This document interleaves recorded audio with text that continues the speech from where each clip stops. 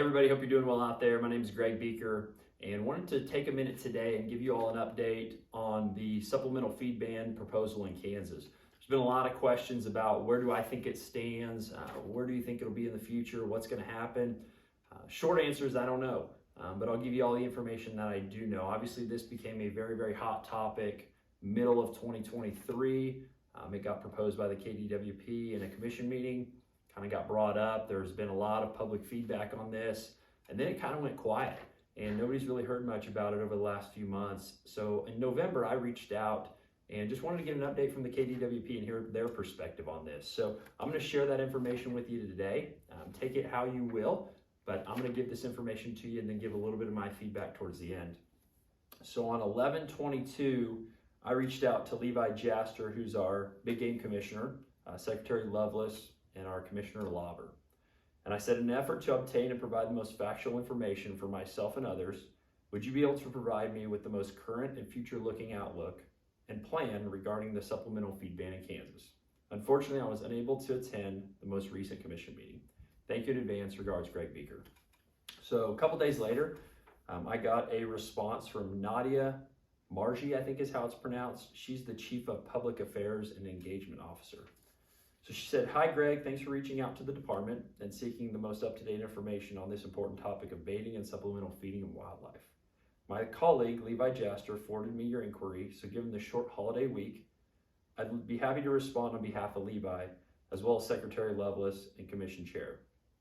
First and foremost, it would be most accurate to say that the department began an exploratory effort to discuss all issues related to the baiting and supplemental feeding of wildlife. While bans are certainly one management tool in the toolbox of natural resource conservation agencies, when it comes to baiting and supplemental feeding of wildlife in Kansas, a ban was not and is still not KDWP's primary focus. KDWP's primary focus through this effort was to share scientifically supported information and to solicit direct public feedback on the data so that any potential management actions could be taken by the KDWP, which could very well include no action or changes at all, would be largely supported by the majority of constituents we serve. Having said this, and to answer your question regarding the department's most current and future outlook and plans, department staff are taking the time to thoroughly examine all the public feedback received to date.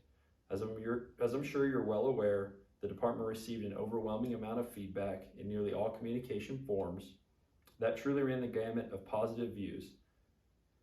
positions and views.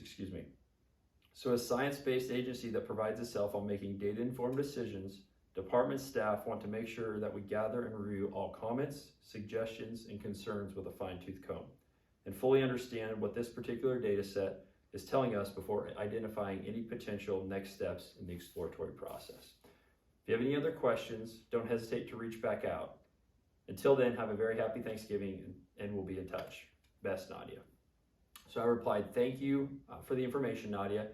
Is it safe to say that there will be no changes to the current regulations for the 2024 calendar year? Second, if there are proactive measures that do not include a ban of supplemental feeding or reduction in hunter opportunity, such as spreading feed over a larger area instead of a single pile, recommending feeds with lower concentrations of corn, encouraging those feeding to reduce the amount they put out at one time, maybe 100 pounds instead of 500 pounds on ground piles, I'm happy to help spread the word via our social platform, provided we have data supporting these measures are effective.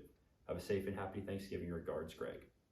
So she replied back on Tuesday, November 28th, "Greg, that's a great question. I certainly can't speak to what calendar year 2024 or any other future year for that matter might entail, but what I can confirm with a high degree of certainty is that no formal staff recommendations have been made or are being made at this time. In terms of proactive measures, it's likely that our Wildlife Division staff will have the best management practice, or BMPs, that can be shared with the public. Once these are in polished form, I'd be more than happy to share those directly with you so that you may share them with your network and any other interested parties. Appreciate your willingness to maintain an open line of communication with KDWP and to share the best available scientific data so that we may all benefit, especially our natural resources. Best, Nadia." So good communication with KDWP. I'm grateful for their interaction and conversation with me. What do I think it means? I don't know. I think it's very quiet right now. I think this probably, in my opinion, will be kicked down the road or maybe not implemented at all for quite some time if it is.